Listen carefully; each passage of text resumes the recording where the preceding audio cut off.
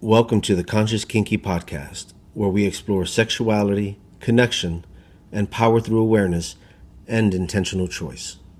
At the Kink Collective, we help people reframe their relationship with sexuality, build deeper connections, and become safe spaces in the world. Each episode invites reflection, not performance. And the conversation continues inside Conscious Conversations, our live community space. Welcome to the conversation.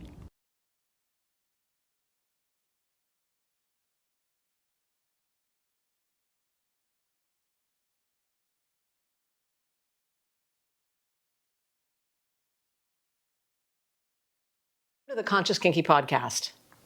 I'm Joshua. And I'm Kat.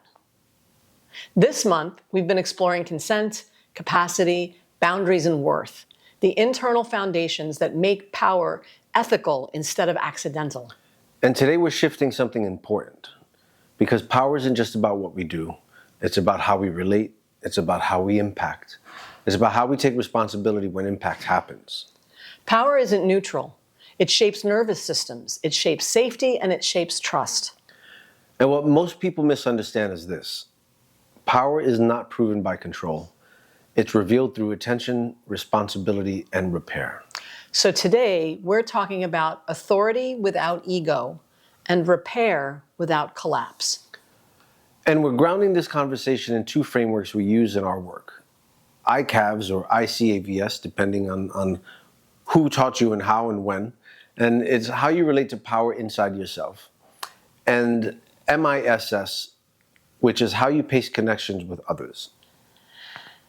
Power without structure becomes harm, and connection without structure becomes confusion. As always, we'll offer 8 reflection questions.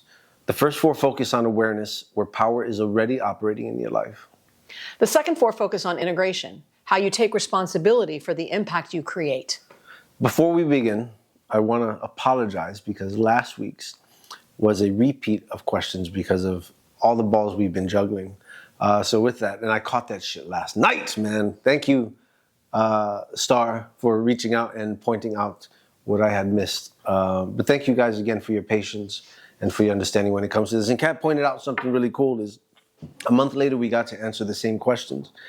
And they came from different places of where I was at in that moment. So tonight's Tuesday night of last week, by the time you see this one. And we're just going to take a deeper dive into the questions. We're gonna revisit the questions and see where we're at now. Or maybe I'll have surprised you guys and dropped in a whole other set of questions, which I like to do too. All that aside, most people don't misuse power because they're malicious. They misuse power because they skip introspection. They move into leadership, they move into dominance, influence without asking what's actually happening inside of me right now. That's where ICAVS begins. The I is for introspection. Because if you're not aware of your internal state, your energy becomes inconsistent. And inconsistent energy creates unpredictable impact. This is where energy exchange comes in. Energy exchange is not abstract, it's attention. Where your attention goes, your energy flows, or your impact follows. If your attention is grounded, people feel safe. If your attention is scattered, people feel unstable. So when we talk about power, we're not just talking about authority. We're talking about how your presence is experienced. And here's where people get stuck. They think intention protects them. It doesn't. Impact is what people feel, not what you meant. And when impact is named, people often defend, justify, or collapse. But repair isn't about shame, it's about responsibility. And this is where MISS becomes important, because many people misuse power before power even exists. They skip pacing. They go from meeting to intensity without investment, without clarity, and without structure. They chase connection instead of building it. And chasing creates pressure. Pressure distorts consent, and distorted consent creates harm. So today's about slowing this down. Power, attention, responsibility, and repair. So these first 4 questions will help you map how power is currently operating in your life especially where it might be invisible to you. So before we begin, again, I like to say, take 3 minutes with each question and then move on to the next. And then in a day, come back and dive back into the questions, and you'll see how a lot of your answers will have fleshed themselves out, giving yourself some time to process. So with that, let's jump into question 1. Where do I overestimate my self-awareness? Not where you're reflective, but where you assume you're already good. Ouch. I think I may sometimes overestimate my self-awareness. I've been doing this kind of work for a long time, and I think sometimes I assume I'm already good in some places where I could probably afford to do a little reflection. Because the truth is to me, it's a lot like the spiral. I mean, people talk about an onion, but I like the spiral staircase, or like the inside of the Statue of Liberty analogy, right? Like you go around, but each time you go around, you're a little bit elevated and a little bit elevated. And so you're seeing the core, but from a different place. And sometimes I think I forget to evaluate where am I right now on some of the things that I've already done some work on in the past. I kind of coast on my past work when I could really be a little bit more reflective on where I am right now. Yeah, and like for me, I think the way that shows up in play sometimes is not taking time to negotiate, not taking time to check in to see or say where I'm at versus where I'm really at. Right? It's like, well, I'm okay with this, so it must mean I'm always okay with it. And that's not necessarily the case. It's like, oh, I like to bottom, but it doesn't necessarily mean I always like to bottom. Or I like to do this doesn't necessarily mean I always like to do this. And the self-awareness trick or lie, I think, in some cases, is the idea that once it's discovered, that's it. It's set in stone. And for myself, like you shared, it's just different elevations of perspective. Yeah. And it doesn't mean I won't make the same mistake twice. It doesn't mean I won't make the same choices under certain or different circumstances. It's just sometimes I can bank on the level of awareness instead of looking at the circumstances and the presence of it. Yeah. I like what you said about just because I wanted to do something or liked something at some point in time doesn't necessarily mean that that's where I'm going to be today, but I won't know until I check in with myself. Yeah. If I go on the assumptions of the past, then I go into today maybe with outdated information. Yeah. I like that. So that's one perspective to this question, that level of self-awareness. I mean, we could go into morals and beliefs and all that stuff too, which I can sure as hell point out some places where I overestimated my self-awareness and my actions or my behaviors didn't match. Right? So, because lack of awareness doesn't feel like confusion, it feels like certainty. And that could be, that's it right there, right? Yeah. Pause here if needed, right? Because certainty is often where blind spots live. Yeah, this is a big question. Yeah. All right, so question number 2. When have I justified harm because my intentions were good? When have you said, I didn't mean to, I was trying to, that wasn't my intention? This was a huge life lesson for me at one point. I really thought that people are judged, that I should be judged by my intentions. And it took me a long time to be beaten into a state of reasonableness about understanding that people judge you on your actions. People judge you on what you actually do and say, and not by what you intended. And I used to not be as careful, and I still struggle with this, being careful about the words that I choose to use when I communicate, so that I'm communicating clearly and not correctly, but most with the greatest degree of accuracy about what it is I'm trying to communicate, so that I'm not miscommunicating and sharing things that are potentially hurtful to people or go misunderstood or whatever. And then when they didn't get what I meant, right, I go, well, you know what I mean, right? You knew what I meant. I used to say that. And I get that that's me justifying the fact that I hurt somebody's feelings because you should have known what I meant. Yeah.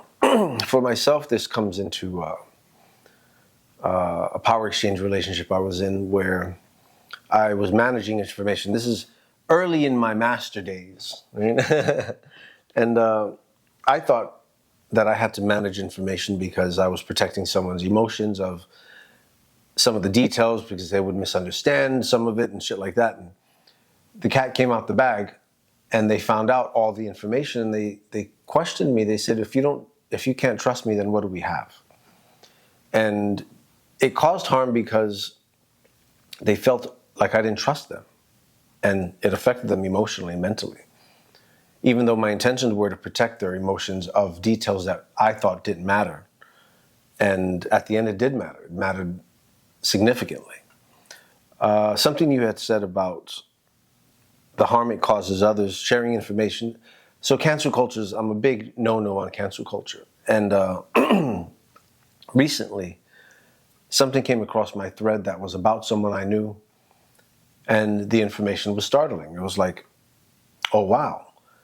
So having been canceled myself, gone through a system where no one questioned me or asked me for any evidence or information, it was like I couldn't be a bystander on this. So I reached out to the person, and sure enough, it wasn't them. And the other person that shared the information was wrong. And it's like their intention was to protect community. And it's like, dude, you don't have all the information to be protecting the community. And you're going off of a bias or feelings that may be coming from an unjust place. And you run the risk of harming someone's reputation and, in some cases, their lives. Right? And that shit's... Yeah. That's not good. That's a great example of that, right? Like, you justify that harm. People justify that kind of harm because their intention is to protect the community. But we falsely protect the community at the expense of innocent bystanders, and then everybody's hurt. Yeah, and that's not good. Yeah. That's not good. So intention explains behavior. It does not erase the impact. Exactly. All right, question number 3. Where do I resist feedback because it challenges my identity? Notice where feedback feels like a threat, not because it's wrong, but because it disrupts how you see yourself. If your identity matters more than your impact, repair becomes impossible. So where do I resist feedback because it challenges my identity? I think it's hard to say because it's master, right? More so than it's my vision, right? Something that I'm trying to do, and someone comes with feedback on it or any input, and my knee-jerk reaction is to challenge it and say, no, but this is the way,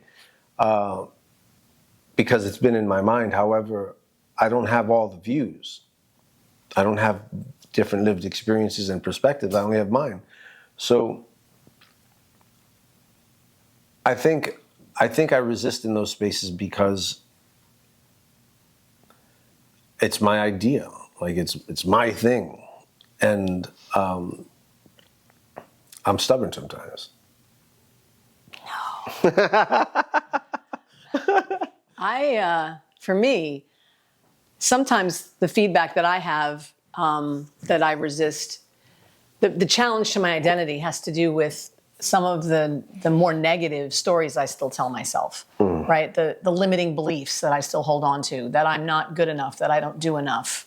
So when I get complimented or when I get feedback that says that I'm doing a really great job, sometimes that feedback feels like a threat. Sometimes that feedback threatens my vision of myself as not being good enough, not doing enough, needing to do more all the time, right? So sometimes it's not just, corrective feedback that threatens my identity. Sometimes it's supportive feedback that threatens my self identity. That are based on limiting beliefs that I could afford to give up, right? Because if everybody comes at me and tells me I'm doing such a great job, why am I so stuck on believing that I'm not doing a good enough job?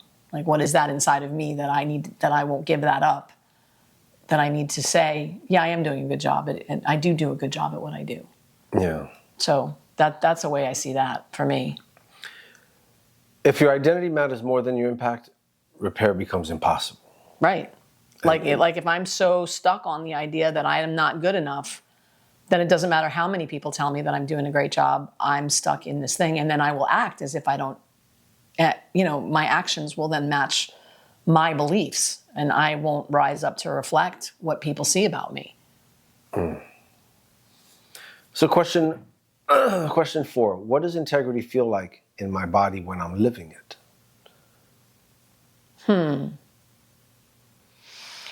Integrity in my body feels good.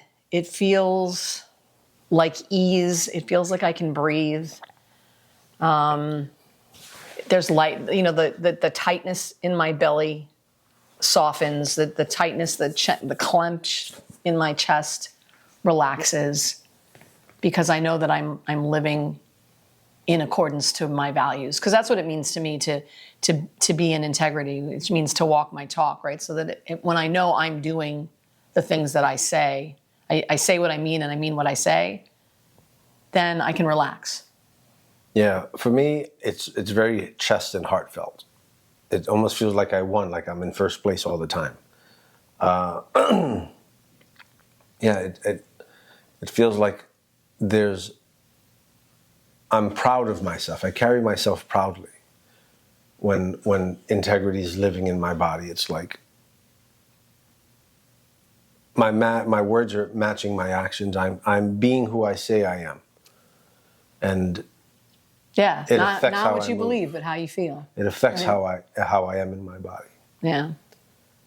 Does your body feel grounded, clear, and congruent?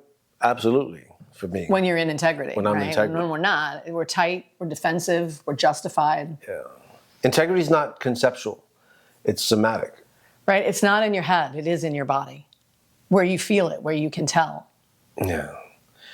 If resistance is coming up here, pause. Take a moment.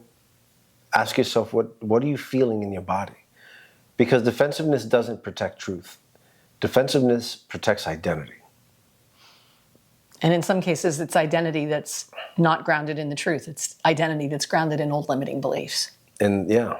What I've learned recently is a perspective that ego is the part of me that's still connected to the matrix, right? That is still trying to justify. Yeah. And that could be it in one of those scenarios. Absolutely. Awareness shows you where power exists, right? Integration asks, what are you going to do with it? And this is where most people stop. They see it, but they don't act on it. Because acting requires repair, it requires accountability, it requires changed behavior. And this is where ICAVS deepens, because A, for authenticity, means telling the truth. V, for vulnerability, means staying present even when it's uncomfortable. And the S is safety, meaning being someone others can trust with impact. So the next 4 questions move us into responsibility. What repair am I delaying because it feels uncomfortable? Ugh, this brings me right back to the thing with my sister. Where do you know something needs to be addressed, but you're waiting? Yeah, I need to try to repair my relationship with my sister, and this is not the first time y'all have heard me say this. But it feels uncomfortable. It's been a long road. She's really resistant, but she's my only sibling, and I love her to death. And I hate the fact that we've been so distant for these last 15 years. And I really want to see if I can do anything to repair it, but then I freeze. And I don't reach out. I still haven't reached out in all the time I've been talking about it. I haven't done anything about it. So maybe this is my here and now commitment to at least shooting her a text and just saying, hey. Text your sister. Thanks, accountability partner. So that's what repair I'm delaying because it feels uncomfortable. What about you?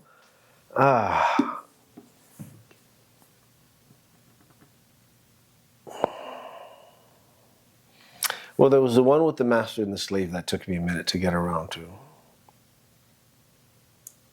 I mean, there's people who I've been connected to in my life, in my earlier part of my leather journey, that there's been space created, and I've not given them the opportunity to see if they've grown, if they've changed just as much as I have in all these years. And I think what prevents me is, what if it's the same? Then I'll feel like I've wasted my time. However, what if it isn't? If you don't try, you'll never know. If I don't try, right? Delayed repair becomes distance. Right? When we don't take the effort to repair, then distance is what gathers between us. It erodes trust. Yeah. All right, next question. Where do I hold influence that I pretend I don't? Influence isn't just titles. It's emotional impact, it's attention and leadership and desire and presence. If people are affected by you, you have influence whether you claim it or not. So where do I hold influence that I pretend I don't? Are you asking me? My influence that I pretend that I don't comes under that same category of me doing a good job and not thinking I do good enough, right? I know that I impact people and that I have influence, but I, in my mind, minimize what that is. I minimize the impact that I have. I minimize the influence that I have over, not over, but with people. And it's like, it's based on that identity I have, that like, what, who, me? Like, I'm not that big a deal. I'm not that whatever. And it's not to say that I'm a big deal, and we have it. It's really hard because in our society, there's a lot of push to not think who we are, right? And that may even be more so for women than for men. I'm not sure. But we, tooting our own horn is considered arrogant or ego-driven or whatever. But there's a difference between like falsely promoting yourself if you're trying to say you're something that you're not, and fully owning what you really are. And this question goes to that. This question goes to, where am I not fully owning what I really am, right? And in this case, it's the influence I hold. Where am I not fully owning that? Where do I hold influence that I pretend I don't?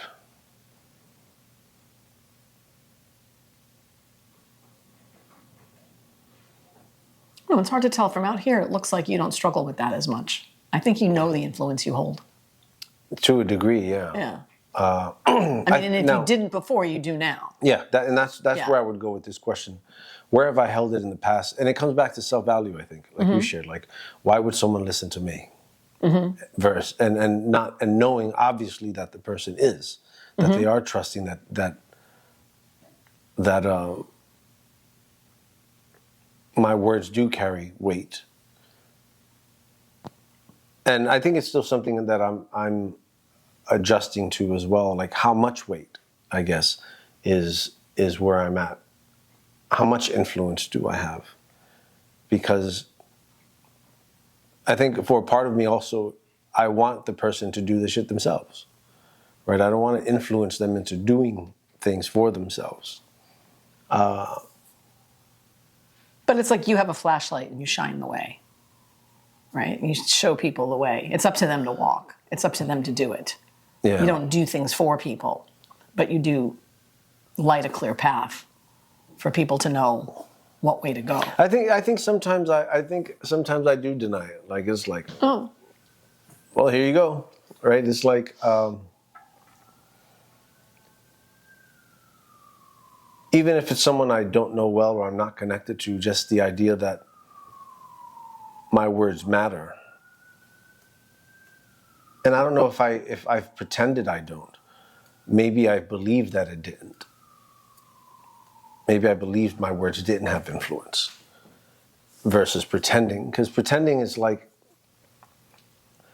that I deny. Where do I hold influence that I deny? Right? Because I wouldn't say pretending. Pretending is like, it's a manipulation word for me.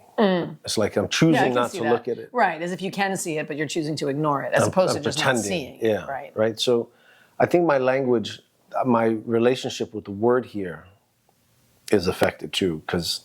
And take that into account if you're having the same issue, right? If that word, or if any of these words get you stuck, find a similar word so that you understand the spirit of the question. And it gives me perspective, right? Because now that I'm dissecting this question and I pull the word out pretend, and it makes me think of where am I denying it or faking it or not looking at it on purpose is very different than not believing it, right? So even if a question doesn't resonate, dissect that question even further to see why it doesn't resonate, right? So there's no wrong answers to these questions. It's how do I relate to the question, or in some cases, more importantly, how do I not relate to the question? Or how did I relate to the question and I don't anymore? Yeah, right. So that's how I would answer this question. And whether I claim the influence or not, I think my relationship with this question was, do I believe it versus am I Denying it. Yeah. So question 7, what pattern do I repeat when I feel challenged? Do you defend? Do you withdraw? Do you over-explain? Do you shut down? Do you control? Patterns under pressure reveal your relationship to power. So what pattern do I repeat when I feel challenged? For me, it's defensive. I get very defensive if I feel challenged. Yeah. I think I go to get defensive, and then I have a tendency to just shut down or withdraw. Why? Because I don't want to fight with, I don't want to fight with, that's what it feels like. Being challenged feels like an invitation to fight about something, and I'm not interested in fighting about who I am or what I'm about or what I'm doing.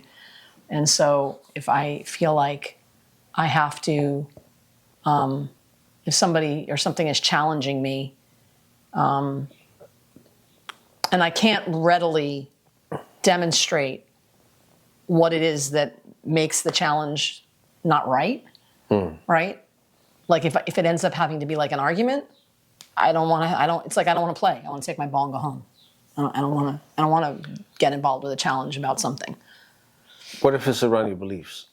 Well, and then the invitation for me is to allow myself to engage in the challenge and to hear what's being presented in the event that there's something of value in there for me, right? Yeah. Yeah. For myself, defending myself, it's second nature. Like I'd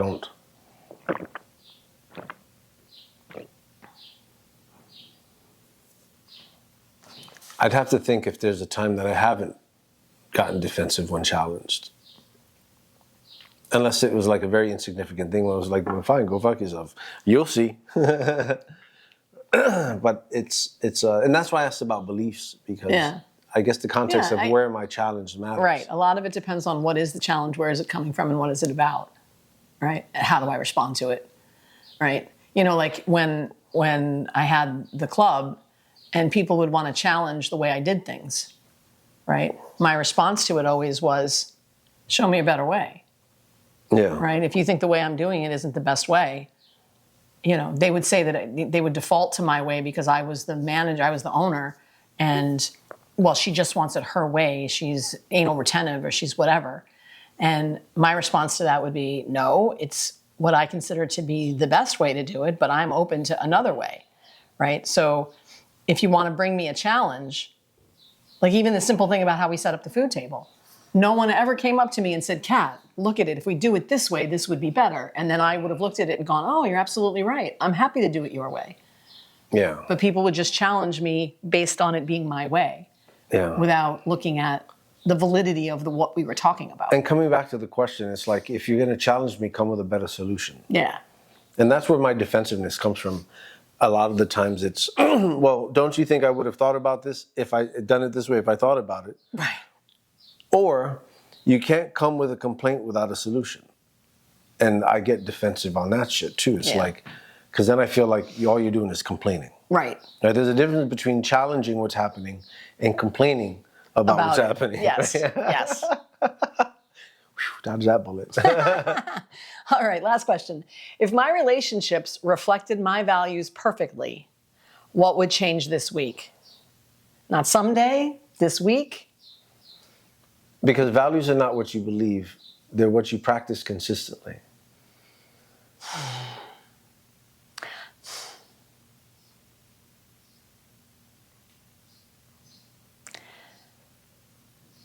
Does it sound arrogant of me to say that, like, I don't know that much would change because I feel like my values are fairly well reflected in my relationships at this point? I think... I can't use the word perfect, but I don't know that, I mean, I love the people that I love. We speak honestly. We have the hard conversations when we need to.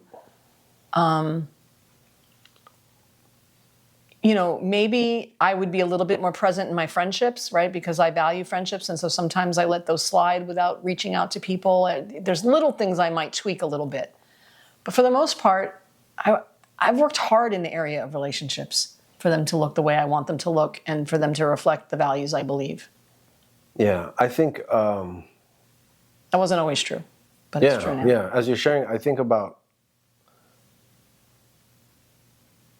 conversations like that may feel unimportant having been had, right? Things that I don't think sometimes that are significant or important or necessary, but yet they should still happen, right? Like the repairs with the relationships of people from the past that my values say, unfuck yourself, fix my shit. Yet I'll keep it there on the sidelines because it's not as important as the next thing I have to do, right? So if my relationships reflected my values perfectly, I would be at full circle with all my relationships, meaning everyone would know where I stand on either the positives or the negatives or the conflicts that we had in relationships. Things wouldn't be unsaid if my relationships reflected perfectly. Everything would be on the table. Everyone would be in the know. Now, it's not like I'm here putting all my shit in everyone's lap, but... No, but I think I understand what you mean. I do. I think I get what you're saying. But it's like saying the things that need to be said. Right. Because you have some relationships where things haven't had that opportunity. Yeah. Right. And if in a perfect world, all the relationships would have that opportunity. Yeah. That's fair. So, all right. Let's review the questions for week 4. The first set is around awareness and disruption. Where do I overestimate my awareness, self-awareness? Where have I justified harm because my intentions were good? Where do I resist feedback because it challenges my identity? What does integrity feel like in my body when I'm living it? And then section 2 is integration and accountability on the questions, on the first set of questions. What repair am I delaying because it feels uncomfortable? Where do I hold influence that I pretend I don't? What pattern do I repeat when I feel challenged? And if my relationships reflected my values perfectly, what would change this week? Remember, take 3 minutes with each question today, and then come back in another day and flesh these questions out some more. Power is not about being right. It's about being responsible for what you create. Transformation through kink isn't about dominance or submission. It's about learning how to hold power, sustain connection, and repair impact. ICAVS teaches you how to relate to yourself. MISS teaches you how to pace others. And when those are integrated, you stop chasing connections, you stop overriding signals, you stop misusing intensity, and you stop avoiding responsibility. And you start choosing clarity, choosing accountability, choosing alignment. These questions will be explored live inside Conscious Conversations, our Tuesday night space for reflection, practice, and real-time integration. Where you don't just think about this work, you practice it. Thanks for listening to the Conscious Kinky Podcast. New episodes drop every Friday. And the conversation continues inside Conscious Conversations every Tuesday night. Until next time, remember, clarity builds trust, responsibility sustains it. And repairs is where real leadership begins. We'll see you in the conversation.